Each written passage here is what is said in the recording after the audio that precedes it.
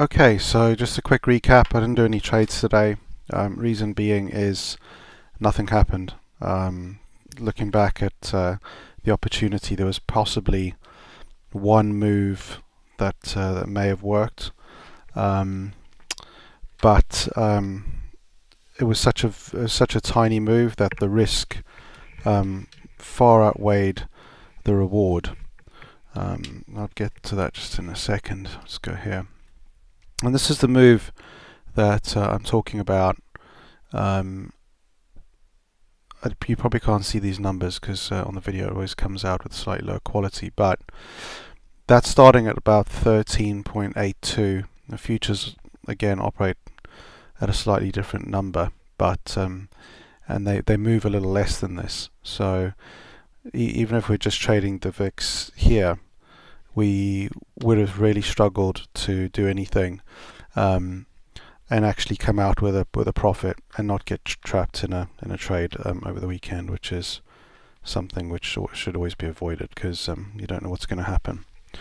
So as you can see, this is the open, and because we're in such a low place, we're only buying. So as it came down, this is the only time we could have bought it. Bear in mind when you take into account the spread, this move is about 0.4, and the spread is 0.1. So that leaves you with 0.3 points to play with. Again, you're not going to nail it on the bottom. Maybe you'll get a 0.1 off the bottom and 0.1 off the top because you're going to let it roll on you as it starts going over it, and then you're going to say, okay,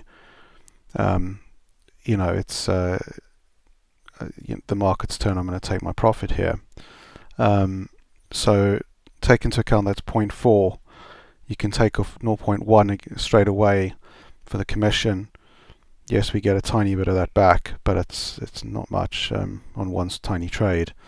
So then we've got 0.3 left, and we're gonna give away 0.1 to start when we know it's actually turning, and we're going to give away 0.1 when we think it's rolling over. So from 0.4 we left with 0.1 profit, which is one tick, 10 ticks to a point on the VIX, which is the very smallest increment you can make.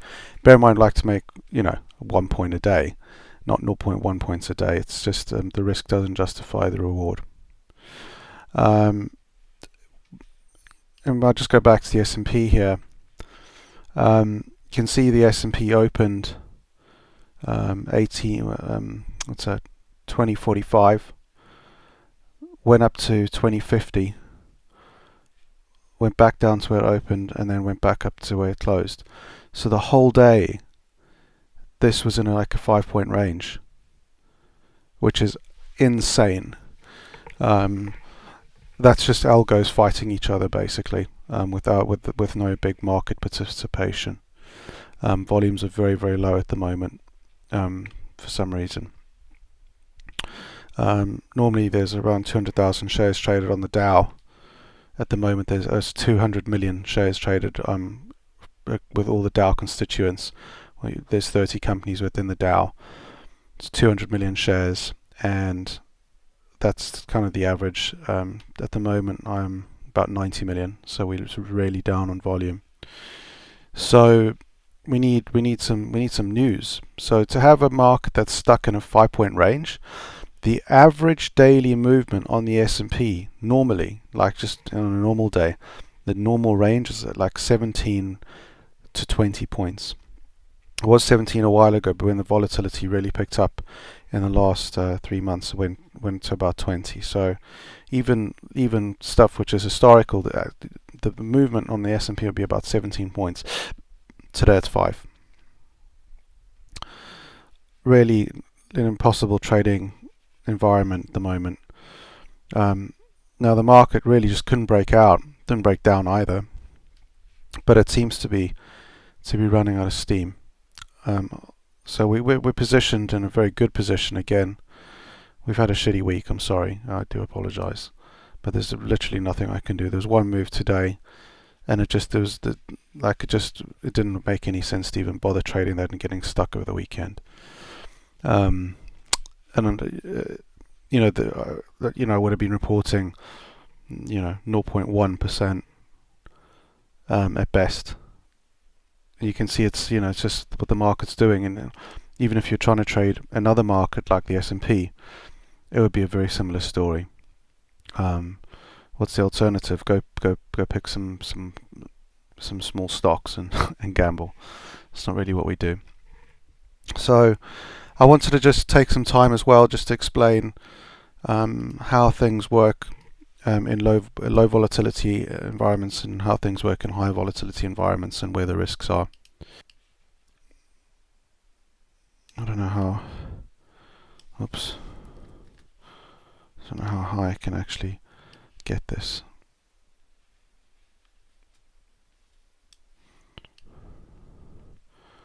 That's a bit better. And then that's kind of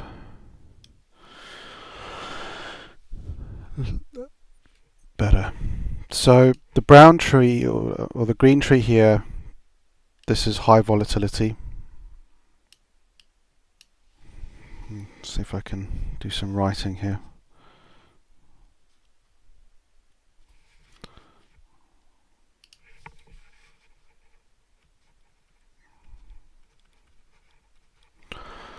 And then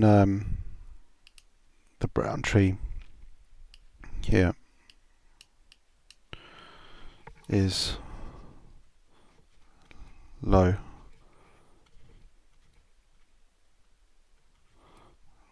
volatility.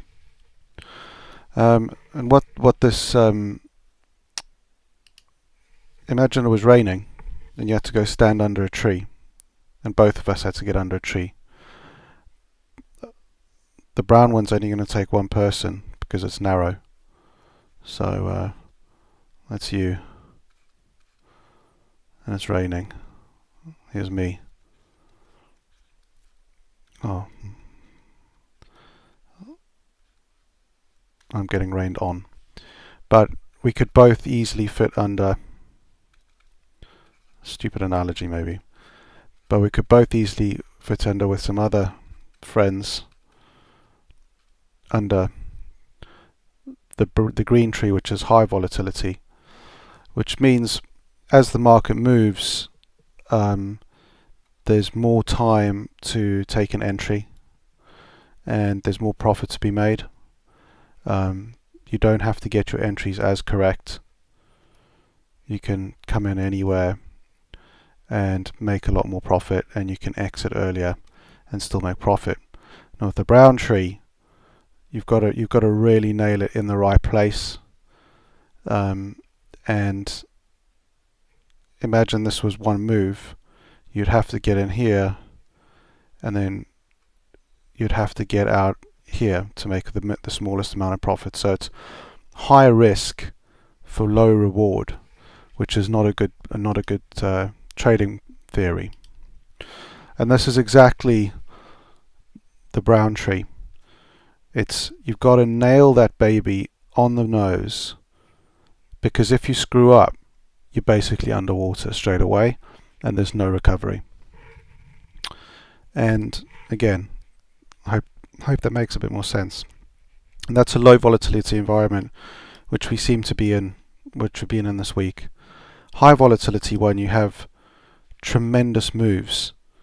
Let me put this on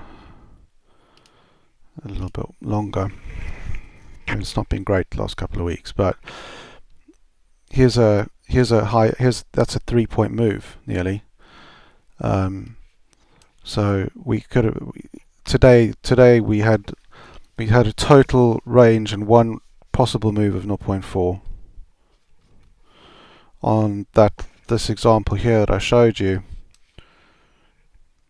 that was basically within 1 day. We're kind of ran over 2 days, but just for this example, there's a 3-point move. So you can see the difference in volatility at the moment is enormous, and the risk of getting stuck underwater is high. So in a way, it takes a lot of discipline not to feel pressured and say I'm going to do something because I feel like I need to do something because we haven't had a really good week. But I'd rather do nothing than have to report that we're stuck underwater in some horrendous trade over the weekend, because it's going to be stressful and it opens on Sunday. I'm not going to have a good weekend, and I'm actually have some kind of coldy flu thing coming on, so I'm not feeling too good anyway, so I'm pleased. But what I'm trying to say is, I'm not trying to toot my own horn, but I did the right thing today not doing anything, because there was one move and it was such a small move that like I could have made almost no money, but could have been stuck much more easily than I could have made money. So yeah, as you can see, this is the longer term thing from the beginning of March till today, and the moves have been much more dramatic. It's just these last couple of days, well, this week, because it's been a downhill trade, and as you know, we can't sell volatility here because we're heading to the bottom. And there's basically, I mean, we could have grabbed a point, yeah, but the risk to reward ratio is it's pretty close to the bottom, so there's not a lot of downside to capture, but there's a ton of upside to capture. You know, if I roll this back, a little longer, 28 days, there's volatility at 29. So as you can appreciate, there's 15, 16 points on the upside, but like 1 on the downside. So that's why we can only buy when it gets down to these levels, and when it's there, I'm waiting for a bottom. Basically, like I said, I trade reactively, not proactively. I don't know the future. My crystal ball's fucked. It's never worked, and I think anyone who tries to think that they have a crystal ball that is efficient and works properly will usually end up losing money. So I can only trade reactively. So I wait for an event to happen. Unfortunately, the S&P is stuck in a 5-point range. I mean, it's just like unbelievable to have a tight range like that all day. Some of the like the spikes of 2 minutes might have been a little higher, but fundamentally it would have spiked up. That's just market manipulation at a micro level, micro structure. So so there's nothing to do. It does become infuriating and create sort of unreasonable doubt, and it is unreasonable because I know over time this will come right. I was hoping the end of the week was going to turn. You said a couple more days. I think that's Monday, and you seem to have a better handle on the markets than I do, to be honest. So I'm just trying to run this out.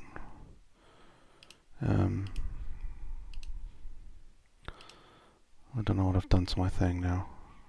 Okay, so as you can see, volatility does come back. It's just a matter of time. And let's put this into a more reasonable time frame. It's pretty cool when it's at the bottom, because you can grab full points over and over and over, and literally it does become a bit of a printing press, as I've said a number of times.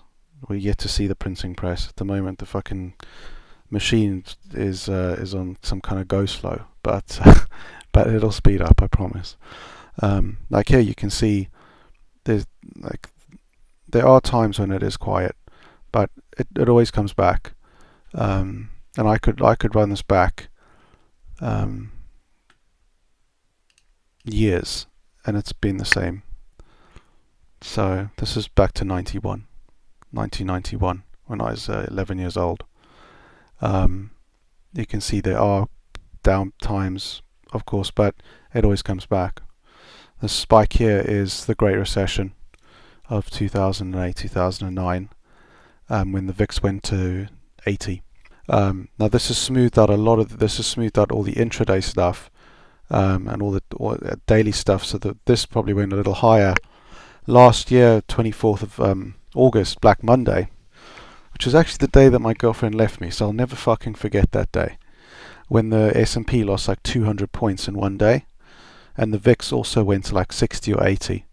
Now, if you've loaded up and you're short, that could really fucking damage your account. It really could. That's why when you're on the short side, you have to run a hedge. So it catches you by a point. You run it up to 60.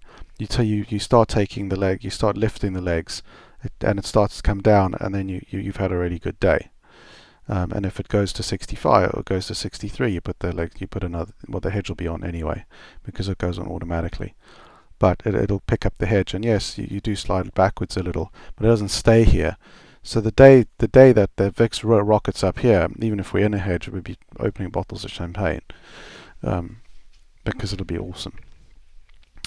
Anyway, I diverge. So things are cool. They could be cooler if we actually had a decent week, but I'm sorry, I just couldn't do anything. This week's been shitty. It's been on I'm gonna change this here. It's been on a downward slide all goddamn week, over there, and once it gets below this 20 point, 20 is like my cutoff. I don't sell it anymore because I want to start buying it, and so now I'm waiting. And yes, it was a little better because I could scalp like a quarter point and half point, not even that much, but a couple of small trades like third of a point kind of thing, something like that, plus the rebate. But today there was fuck all. There was like nothing to have. But you can see this is going back to 2010, just short of the beginning of 2010. So it won't be like this forever. I mean, things go up and down. It's just that we're in a down phase and it's loading up before it goes back up again. So there isn't anything to worry about, and I'm going to trade much more aggressively next week because we're at a really good level. But I have to be reactive and not proactive, and I have to see the market turning because, like I showed you the thing the other day, we're waiting for the Fed. I was deliberately holding off until something happened. If I'd been in a trade, the VIX dropped a full point straight away. We would have been underwater, and we'd still be underwater if I'd actually taken a trade. And that's experience talking. My experience, I know when it's good to go and when it's not good to go. And again today, if I'd taken a trade, the probability that I'd have maybe just scratched the trade, which would have been like barely okay, or we would have been stuck. It would have been there would have been a over 50% probability. And again, it comes down to experience. I have to be reactive. I have to see the market turn before I go. And it's the whole, I'm looking at not just volatility turning. I'm looking at what the S&P's doing, what the Dow's doing, what T-notes are doing. You can see in my screenshots the flight to quality sometimes. I leave that watch list up if I don't close it. And I don't see anything. I see the markets locked up and just this really backward and back and forth fighting all the time over like 2 points each way, 2 points up, 2 points down, 2 points up, 2 points down. And it's not, if you were trying to trade the S&P as like a regular trader who there was unlimited upside and basically unlimited downside, you would have been chopped to pieces. You would have just given away loss after loss after loss because you would have got in a trade, seen it go up a point, said okay, it's going to break out now, it would have turned on you, then would have come down a point, gone down another point, then you would have taken off for a 1 point loser, and you would have been chopped up. These very, very low volatility environments are no good for anyone. The only thing I could probably do is I could take a straddle with some options, betting that the markets aren't going to move. I don't know. Fuck options. I like options. They do interest me, but they're so complicated, and that's not what I do. I only like them because I'm interested in them. But if you're in these low volatility environments, you're selling premium because you're betting that the markets are not going to move. Not buying puts and calls. You'll be selling them. And that's how all the big option guys make money, really, is they sell premium. And all the smart ones don't sell naked calls or naked puts, because you make 15% a month until 1 month you lose everything. So I've heard many horrible stories like that. And options have always really scared me because of it. So I've never, and they're not a big thing in the UK anyway, to be honest. So I've never really got into them. And at times I really wanted to, but I can't deviate from what I do. What I do really works. You can see this. Even in a shitty week, we don't lose money. We still make money. We just make a little less. And I never want to deviate. Even once I've made my 50 mil, and you've probably made 100 mil, I don't want to ever go and start fooling around, because I think it's this. Once you start fooling around it, you've lost your discipline, and that's that. And then you're basically just gambling. And it's just, even if you feel like you have a strategy, it's not a disciplined, well-honed, well-refined, well-optimized strategy. You're just like fucking screwing around, and I don't know. It's always seemed kind of like really sloppy to me. So that's today. And I don't make money. I make videos to explain. So if you see a video, it's not been great. But like I said, just hang in there. And I'm sorry that, as you started sending some big money, things have like just ground to a fucking halt. It's like, it's not good. And you're going to wait at least a couple of weeks before you send any more money. I'm not like in any rush, especially not at the moment. Everything's like quiet anyway. So, we'll make money every week. We will. Even if we have another week like next week, maybe we'll make 2-3%, hopefully. It's not the end of the world. Could be better. I like to do the 1% a day. That's like my goal. Of course, February was fucking wild. So we had a really good February. Unfortunately, it wasn't with the big money. Anyway, I don't want to make excuses. It is what it is. I can't do anything. But thanks for your patience. Thanks for the trust in me. Thanks for everything. Thanks for remaining happy and calm. I need it, especially at times like this, because I don't want to feel pressure to perform, because there's nothing I can do, and then I don't want to start doing crazy things, because I think I need to like put some trades on, because I just I won't do it, but I don't want to ever feel pressure that I have to anyway. Anyway, a bit of a monologue. Thanks again, and I'll catch you over the weekend or Monday at the latest. Bye for now.